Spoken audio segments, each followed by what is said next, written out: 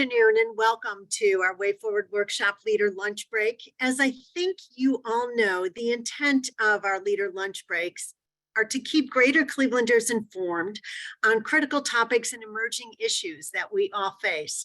To that end, we were grateful when Kathy Belk, President and CEO of the Deaconess Foundation, reached out to us about sponsoring a 4-part series on our workforce in Northeast Ohio.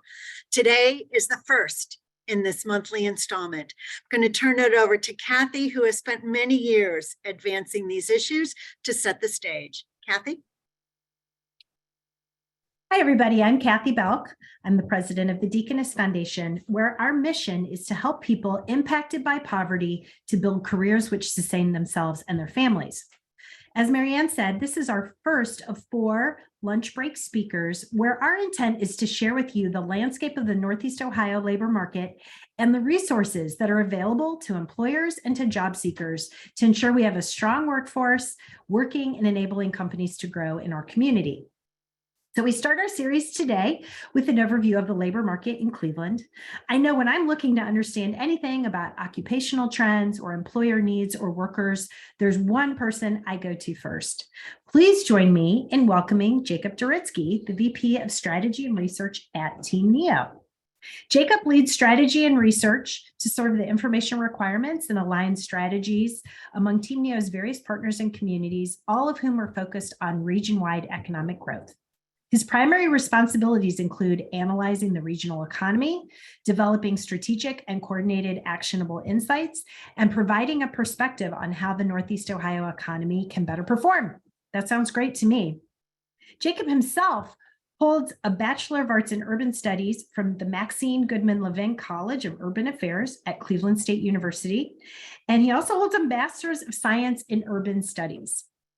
He's a resident of the Camps Corner neighborhood of Cleveland, and he's married, and he's a girl dad with 2 daughters. I'm so excited he's speaking here today about our largest job needs. Thank you, Jacob.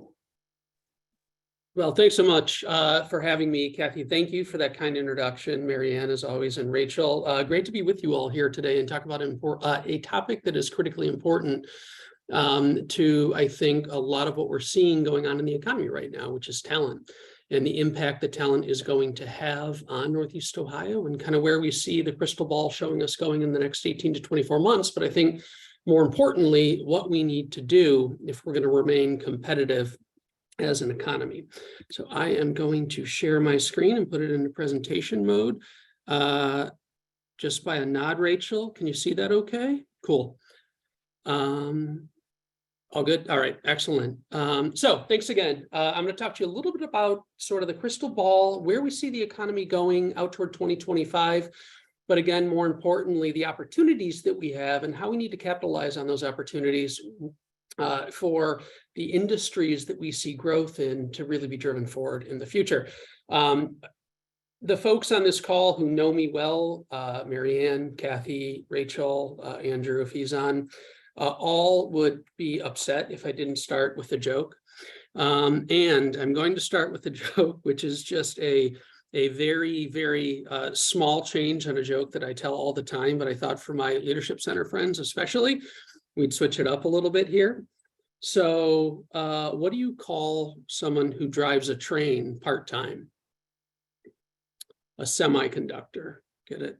It's not as good as the other semiconductor joke, but go figure, there's not a lot of semiconductor jokes. But this is what I do with my daughter when we're looking up dad jokes. I find dad jokes relevant to the economy. And you'll also note that my daughters are a key theme of the presentation most times. So I'm a proud girl dad. So with that said, let's dive in. Who are we? Team Neo. If you're wondering, this slide shows the Jobs Ohio network of partners. What are the Jobs Ohio network of partners? There are 6 partners throughout the state of Ohio who, in partnership with Jobs Ohio, try to build the economies of our given region. Team Neo represents the upper right quadrant, the yellow area, so 18 counties, markets of Cleveland, Akron, Canton, and Youngstown. And you'll see a significant portion of the state's economy, but we're just a piece of that. Jobs Ohio is the state.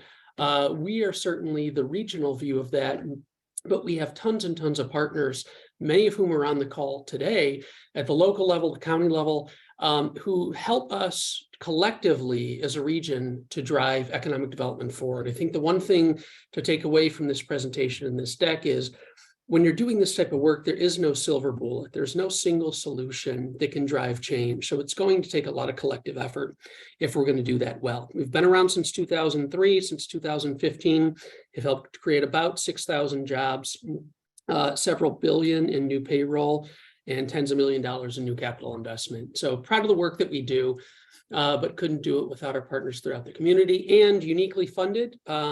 Jobs Ohio funds economic development through the liquor sales of the state. So if you enjoy a spirituous beverage later, you are supporting economic development. So the power of Northeast Ohio. When we talk about Northeast Ohio, you're talking about 4 MSAs, 4 slightly distinct MSAs, depending on how you're looking at it. But collectively, we're much more than our individual components. When you think about Cleveland, Akron, Canton, Youngstown combined, that 18 counties, you're talking about 4 million people, 2 million workers, the 15th largest market in the US economy. And you say, why does that matter? And I'll go to Intel, for instance. Intel started as an opportunity in Northeast Ohio in Lorain County. We didn't have a site big enough to accommodate it. So it ended up going in the greater Columbus region. That said, already alone, we have seen more than a dozen semiconductor supply chain opportunities looking at Northeast Ohio, because they don't need to be 30 minutes from Intel. If they're 2.5, 3 hours away, that's enough. So that collective might that we have as a market keeps us in opportunities, continues to focus on the fact that manufacturing is really strong here. It's about 20% of everything we do directly and 40% indirectly. And that collectively we can tell a very, very important story about how big we are and how meaningful we are. And when you talk about supply chains, when you talk about GDP size, when you talk about the number of Fortune 1000 companies and companies who make investments here that we have in the region. So we think it's important to think regionally. That's the commercial. I'm going to dive into the data right now, because the data is going to frame a little bit of the challenge that we're going to see, but also the opportunity that we have as a community. So everyone wants to know about jobs and what's going on from a jobs perspective. So this chart will show you projected change in Northeast Ohio jobs. Northeast Ohio in blue, the US in orange, since 2018. And not surprisingly, big dip in 2020, down by about 6 to 7%. US declined a little less than we did. But I think the more important thing to keep an eye on is as you look out toward 24, 25, what you're seeing with Northeast Ohio is a failure to regain all the jobs that we lost through the pandemic back. And the US, as of about 2022, 2023, has fully recovered employment. So why is that? A lot of that has to do with the population dynamics that we face as a region. Unfortunately, when you look over the past couple of decades, we have a slightly declining population. It's down by about 160,000 people, a declining labor force tied with that. And we have an aging population that's about 5% older than the country as a whole. So I tell you all this, not because it's just an occupational hazard to be somewhat depressing in what I do, but because this is the way we need to think about driving strategic solutions that can align to this. And we have to do it with the people who are in our community, because we've now gone through 3 recessions, 01, the Great Recession, now the pandemic, where we haven't fully recovered jobs. Okay, so not the brightest jobs outlook right now, but something we can influence. And I think that's important.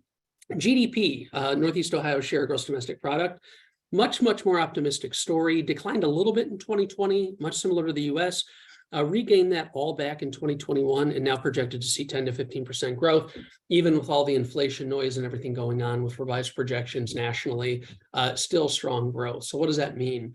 Well, it means that even though we have less people, we still continue to drive GDP because we're a more productive economy.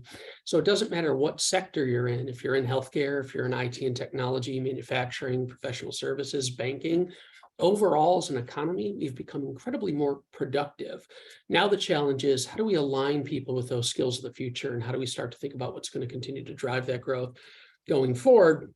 And then finally, the thing that we're still struggling with, it's getting a little bit better, as inflation dies down a touch. But the nominal wage growth that we're seeing it continues to be off the charts, which from a company perspective is really impacting the way they think about decision making. I said I talk about my daughters a lot, and I do. I was taking my now 9-year-old through Taco Bell, and they had $20 to $22 an hour starting wage jobs at a Taco Bell. on the west side of Cleveland where we live. And, that might signal to someone a great opportunity to jump into the economy and make, some relatively good money if you're a young person in a short period of time. But what it says to me is that job is probably going to turn into a kiosk in the next 18 to 24 months, and that the wage pressure is going to automate that. So what we need to be thinking about is the next wave of talent and how we think about the impact that things like wages are going to have on the overall structure of the economy. So as you take a look at all that, and you take a look at where employment is, where GDP is, and where wages are, there's sort of two buckets to think about what's going on over the next 18 to 24 months overall. And there are winners and losers, or as our marketing team says, opportunities and challenges. But as we see the opportunities that exist, I talked about semiconductors with my really bad joke. The Intel announcement, although it didn't go to Northeast Ohio, has already had a tremendous impact, not only on the supply chain and the companies thinking about making an investment, but also the talent.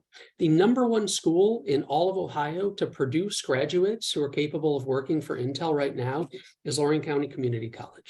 So we have tremendous Greater Cleveland regional assets to help drive these sectors forward. Food and beverage manufacturing, we're still have increased demand for the way we're consuming goods at home.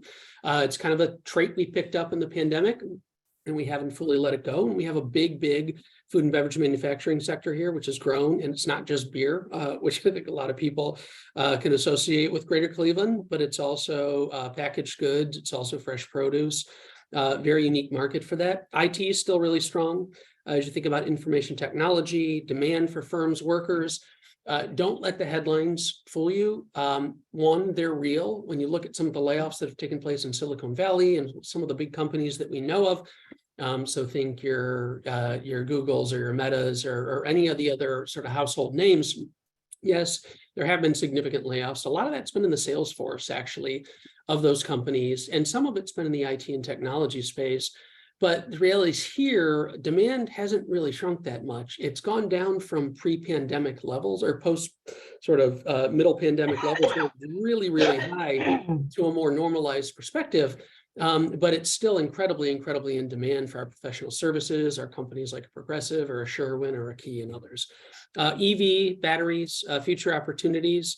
Investments in new automotive technology. We have the know-how. Now, how do we think about transitioning that into the future and the infrastructure required to support that? And then warehousing, storage, and distribution. Just think about this broadly as the Amazon economy. Challenges are going to continue to be inflation, commercial real estate uncertainty, headquarters, particularly middle-sized headquarters, which have struggled to keep up in what's become a little bit of a bifurcated post-pandemic market. And then retail and hospitality, which has gotten a lot better, admittedly, but is still struggling, I think, with some of the talent and wage challenges inherent within that. So opportunities, challenges, that's the economy at a very high level. But there's one thing we can't get away from, that for any of this to work, for any of it to get better, for any of it to continue to improve and grow, talent is absolutely going to be critical to what we do driving growth going forward. 91% of the companies that we worked with last year listed talent as the #1 challenge that they face to growth and expansion. And you're talking somewhere between 800 and 1,000 companies. So it's no small sample size. Talent will be the driver of what we do going forward.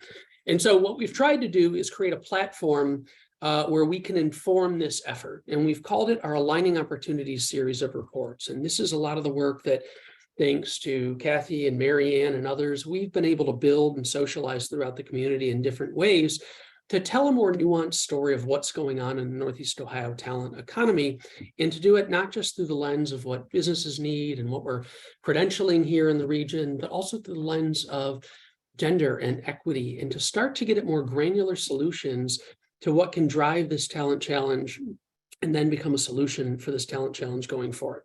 So what is this Aligning Opportunities thing? Well, it's a report that started 7 years ago, and it was based on that bar chart you see in the middle of the page.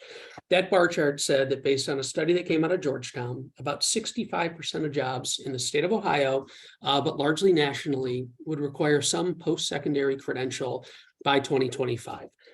Think CTE, associate's degree, bachelor's plus, graduate degree. But we were getting more educated and jobs were requiring more people. But at the same time, we were dealing with those demographic dynamics of a declining population, a slightly declining labor force overall.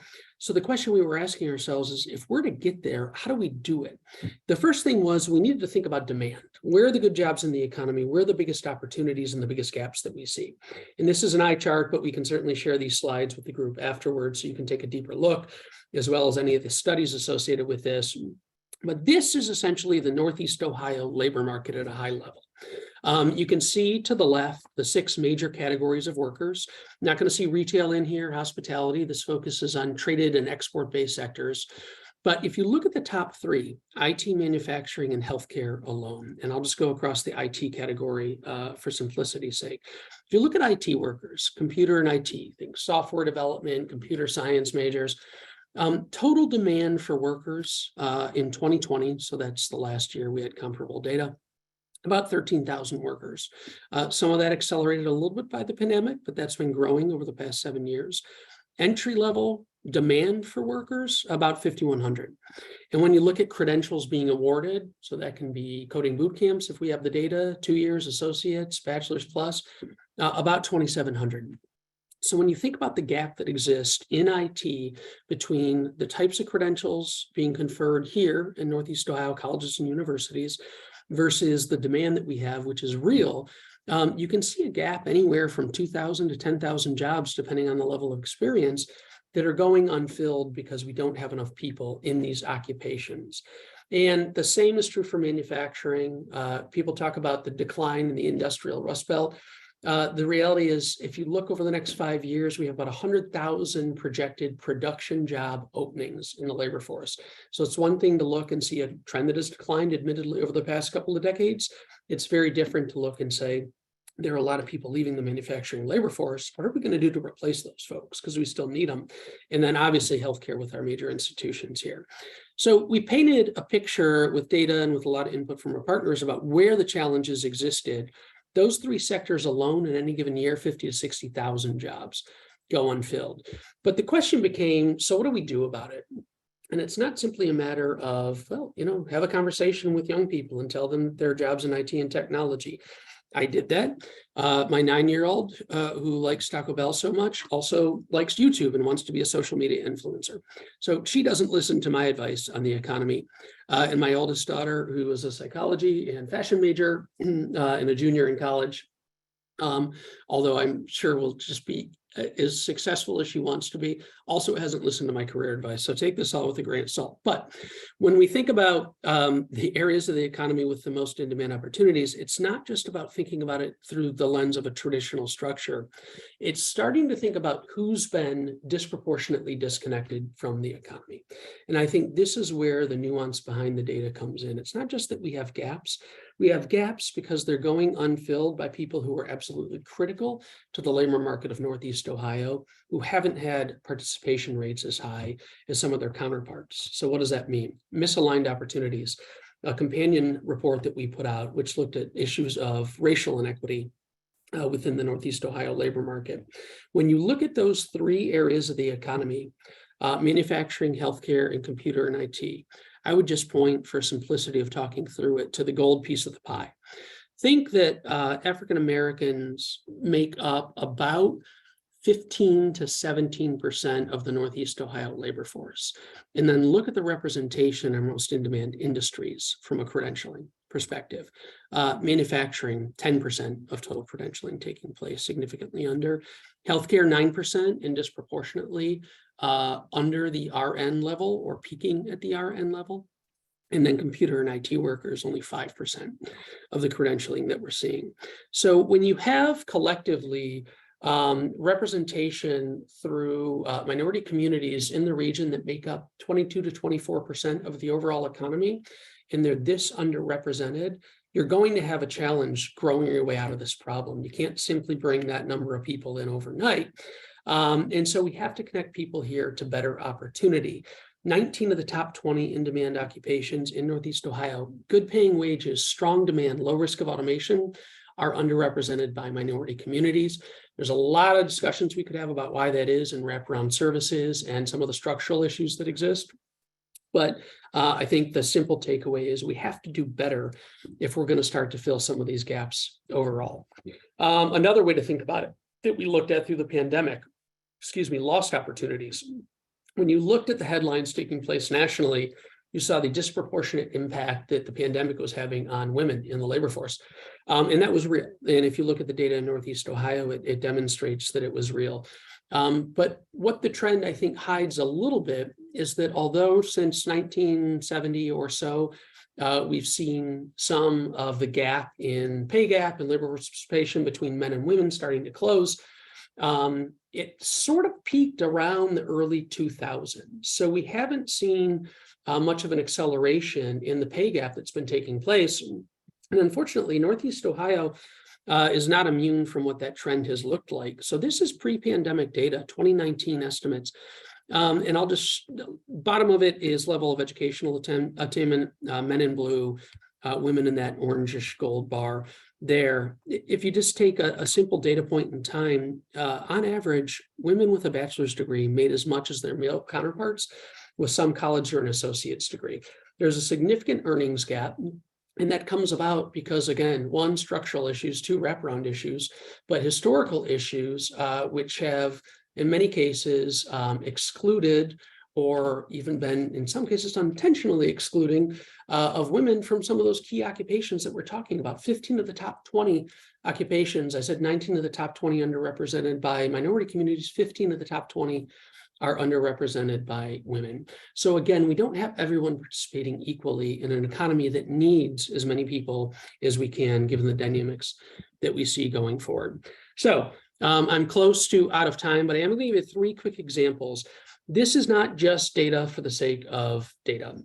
A lot of what this data is helping to do, we hope, is translating that data into action.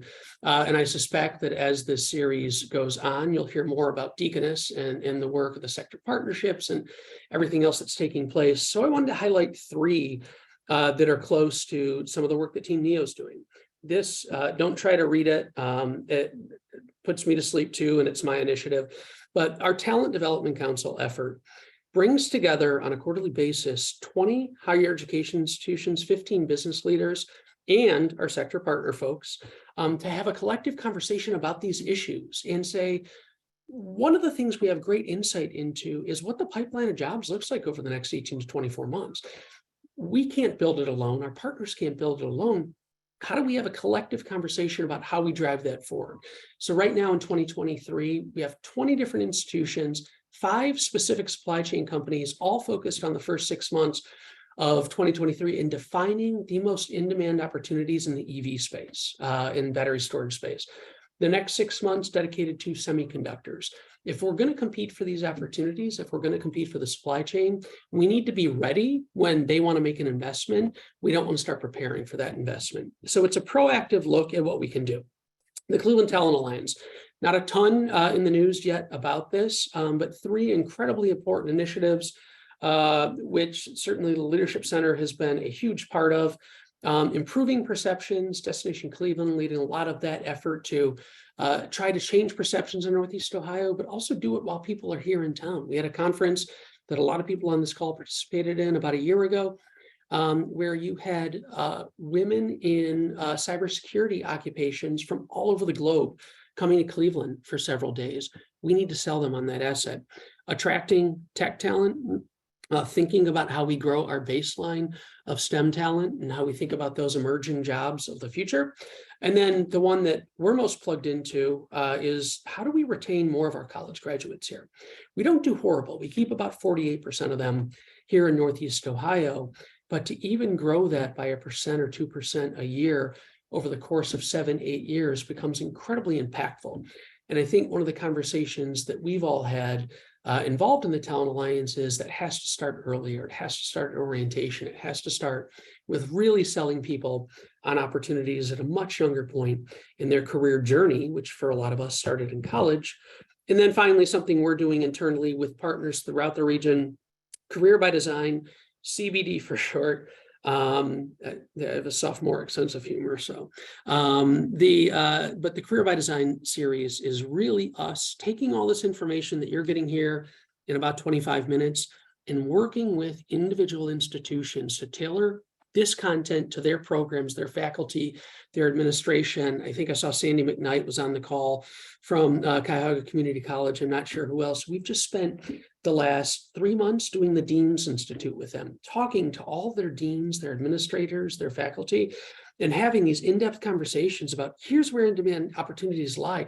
Here's how to think about alignment between a degree program and where you can go get a job. So it's trying to take the data, turn it into action, and I think I'm at about my 25 minutes. So I will stop there. I know some folks have to jump at 12:30, but I will certainly be on till 12:45. And let me just reiterate to Kathy, to Marianne, and to all of you for the time commitment this afternoon. Thank you. We think this is incredibly important. Jacob, thank you so much. And we definitely have some questions that have come in, so let's jump right in. How are we as a region scanning the horizon to anticipate those jobs of the future?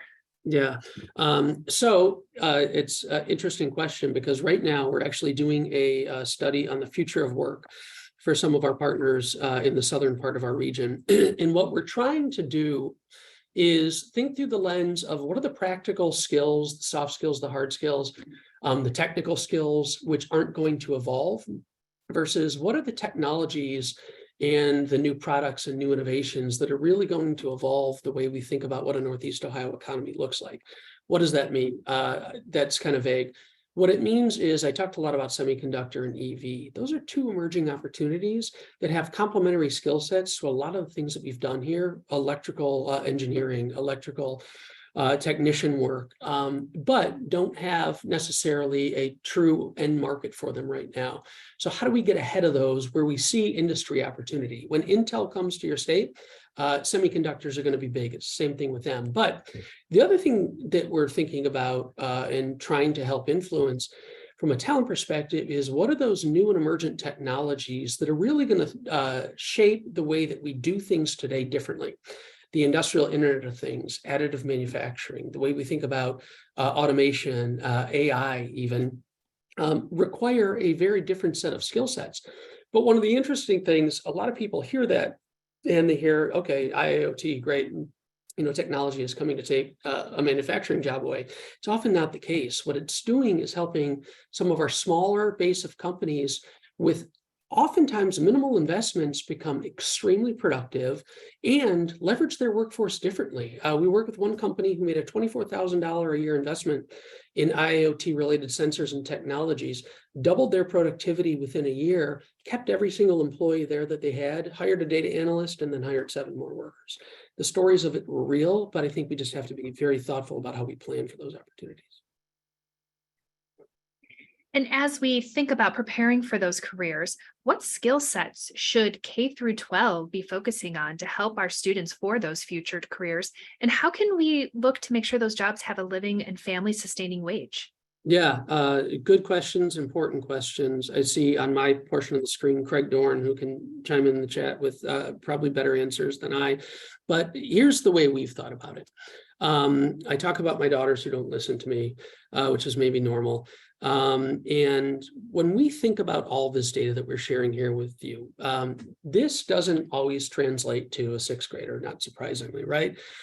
So the way we're trying to leverage groups like Youth Opportunities Unlimited, Junior Achievement, Goodwill Industries, and others, is to start to take this message and work with people who are really embedded in that space, and start to have the conversation about passion.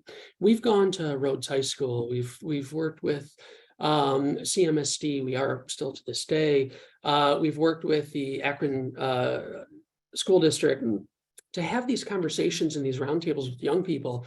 And if you start talking to them about machining and welding and future opportunities in IIoT, like you'd expect, their eyes glaze over. If you start the conversation about what you're passionate about, if you start from a place of what do you like to do, what are you interested in, you often come to a very different answer, I found, at least in the work that we're doing. So there are several of us on this call that are part of the Greater Cleveland Career Consortium. And what I think that effort and sort of a lot of the emerging efforts are reinforcing is you got to start having the conversation earlier. You have to start thinking about it through the lens of passion.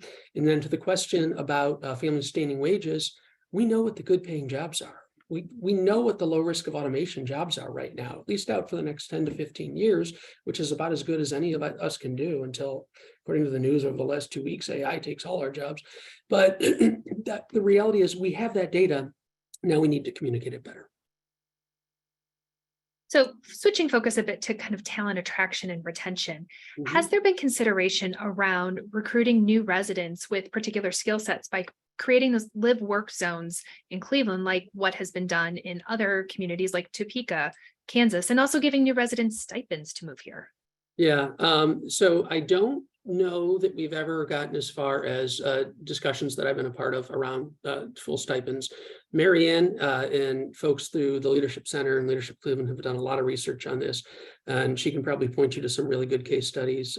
She uses Philadelphia, for example, as a model that's done some really impressive work nationally. Part of the reason we really want to focus on that retention strategy is because that's when you have a bit of a captive audience. You have them here, so how do you sell them while you're here? And it was Dave Gilbert from Destination Cleveland who shared with a bunch of us when we started having these conversations that he had taken his son to a college visit, and I don't think his son ultimately ended up going there, but he said this very well-known institution spent like the first 60 minutes of the presentation not talking about academics and food and classes and faculty, talking about the economy, talking about jobs, selling them on why this was a great place to stay after you have a career. And I think that's what we have to do. Absolutely, talent attraction needs to be a part of this play, but it's expensive in the short term. It's a lot of one-off effort that really needs to go into it. But having that base of people here, Cleveland State keeps 70-ish+ % of their students. Case keeps 30-ish% of their students. So how do we sell those students at those institutions on the idea that Northeast Ohio not only is a great place to live and a great place to work, but also has opportunity and wants them here in the market? Thinking and seeing that so many tech companies are going through layoffs nationally, how can we capitalize on that available talent somehow? Yeah, so there's it's a double-edged sword a little bit. The plus side is that we are seeing some of our companies capturing some of that talent, but they're doing it because they're willing to have workers in many cases that will work remotely, right? So you can work in a different market and potentially take on work here. I'll give you a different way to think about it, though, which is we have a significant value proposition. And as Team NEO, we often sell the business case to why a business would want to be here. And they're usually using labor that's already here. But when you think about coastal cost of living, when you think about the costs associated with being in those markets, I was just giving a presentation at the Leadership Center to a group of that class on Friday morning. And there was a lady in the audience who was talking about how she had lived out in the San Francisco-based market and made the decision, even with an electrical engineering, a civil engineering degree, if I remember correctly, to move to Northeast Ohio because she couldn't even afford to live in San Francisco as a civil engineer. One of the most important and high-paying occupations that we see across the spectrum. So we have to sell that. We have to do it strategically. And we have to build that value proposition over time. You mentioned some of the retention numbers around our local colleges and universities. And what could those institutions be doing to help better retain the students who are coming here for college? Yeah, I think part of it's a consistent message for why this is a great place to be and a great place to stay. But I think a lot of it comes down to experiential learning. If you're just thinking about your first job, when you're a senior at any of our fine institutions here, you're probably thinking about wherever it is that you might want to go, wherever you might aspire to go. Do you want to be in New York? Because it might be fun to live in New York for a little while. Do you want to go to a coastal city? Do you want to go to a warmer climate? And that's great. People are going to make those choices anyways. People leave and come into labor markets all the time. That's natural, right? But giving them that experiential learning opportunity, showing them that pathway at a much younger time has a very, very high correlation to being able to keep those same people here over the long term. So we've got to start earlier. We've got to be very, very intentional about how we're selling, and not just intentional about how we're selling, but very thoughtful about the fact that there are two major factors that drive where someone ultimately ends up. It's family and career. One of those we can control, one of those we can probably only influence, but the one that we can control is career. Let's help people down those pathways at a much earlier point in time. So switching focus a bit to more around the social determinants of work, can you talk a little bit more about what actionable work is happening in our community to address those social determinants to improve representation and participation in the workforce? Yeah, so I didn't include it within the context of this just for time limits, but another really cool piece of work that I would encourage folks to take a look at was some work we did in partnership with the Fund for Economic Future, a local philanthropic organization, regional philanthropic organization called Where Are the Workers? And Where Are the Workers was a survey of 4,900 workers of 700 businesses. And Where the Workers tried to get very, very granular about that question of, as you start to think about what's keeping people away from the workplace, maybe what's keeping them from coming back to the workplace in the same numbers that we had, 40,000 people are still out of the Northeast Ohio labor force compared to 2019. It starts to show a very consistent trend in terms of what we're seeing. It's the issues that I think many of us can relate to. It's issues around childcare. It's issues around transportation. It's issues around healthcare and affordability. It's issues around family care and what you have to do to take care of other life situations. And I think what historically it's been is a perception that there isn't a flexibility for folks to both deal with those and work at the same time. Creative companies are starting to develop solutions to some of those things. I use this because it just resonated with me. We were talking to a manufacturer, and this is a very small issue. But when a manufacturer on the East Side had a cohort of like 3 people who were consistently showing up late to work and being docked like 30 minutes pay. And this is sort of counterintuitive to me, but never really asked why until the pandemic. And the reason was that was when the bus route came. So the bus route showed up at 6:18 and the shift started at 6. And okay, it was dock and pay and keep going. Had the conversation, said, oh, easy enough to shift to 6:30, right? Some of these things are very small. Some of them are much bigger and much more structural, right? The fact that when you look at Northeast Ohio relative to some of our peers, both our urban and rural communities have some of the lowest rates of broadband adoption still. We couldn't be doing what we're doing right now without broadband and internet access. And there are still chunks of our population who don't have that. When you look at access to good, affordable healthcare, when you look at issues just around food and poverty, these continue to be critical core issues that it's hard to get beyond to really think about that next level of how we can engage. And it gets back to what I said initially, when we're doing the work of economic development, there's no silver bullet to all of this. We need to be thinking about more holistic solutions, and it needs to come from everywhere, public, private, nonprofit, and doing it in partnership. So a question around your thoughts on the fact that so many of our largest employers are considered nonprofits, and does that have any impact on kind of those average wages we see here in Northeast Ohio? Yeah, I mean, I guess the way it would kind of skew that way because people think of the clinic and UH as being healthcare institutions who are nonprofits, which of course they are. But those are dynamic institutions, particularly in the clinic's case, that have a national and global footprint. And really to attract and keep the type of talent that those institutions do requires them to pay competitive wages. When you look at some of the other sectors of the economy that are the largest in terms of size, manufacturing is still the single largest private sector because healthcare takes into account social services and some elements of that. But just directly manufacturing, 260,000 people. Professional services is the second largest at north of 100,000. Headquarters is huge. Finance, insurance industry is huge here. So I'm not arguing with the point about us having a robust nonprofit sector, only that relative to the size of the private sector here, it's still relatively small. And I think probably this is not a data-driven answer, but probably a personal-driven answer. There probably is a bit of a trade-off between nonprofit jobs outside of the healthcare spectrum and maybe your full market potential.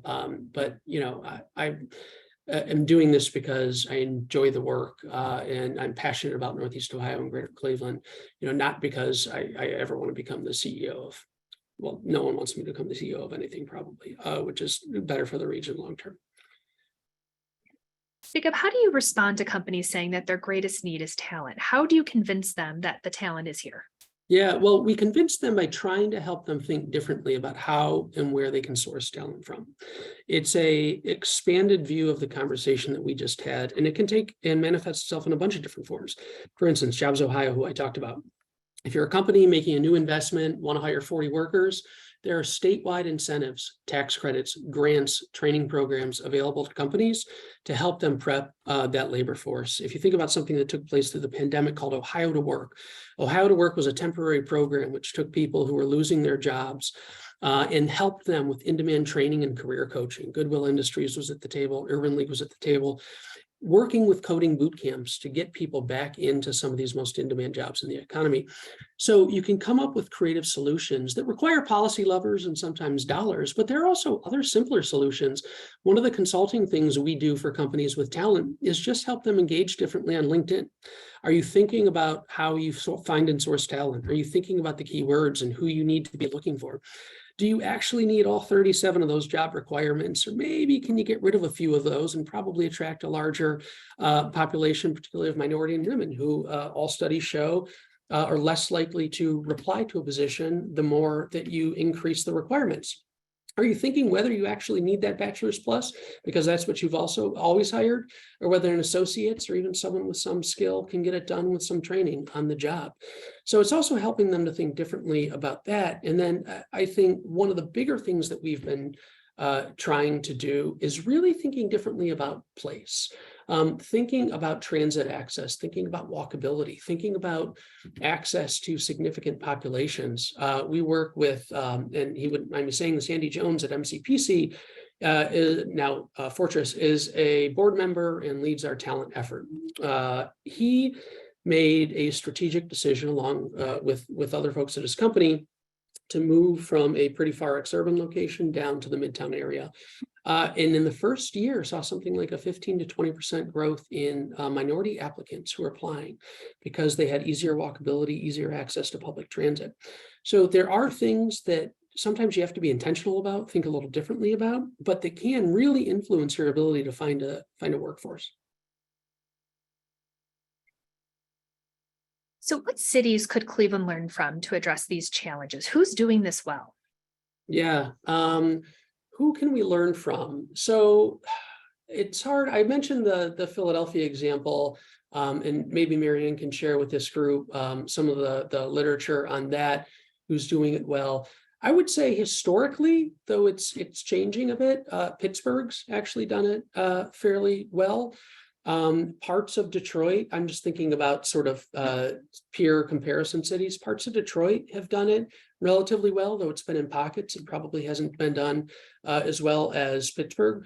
I mean, the poster child in Ohio for how you keep and retain students is Columbus, but there's an element of luck and long-term trajectory that has taken place with that.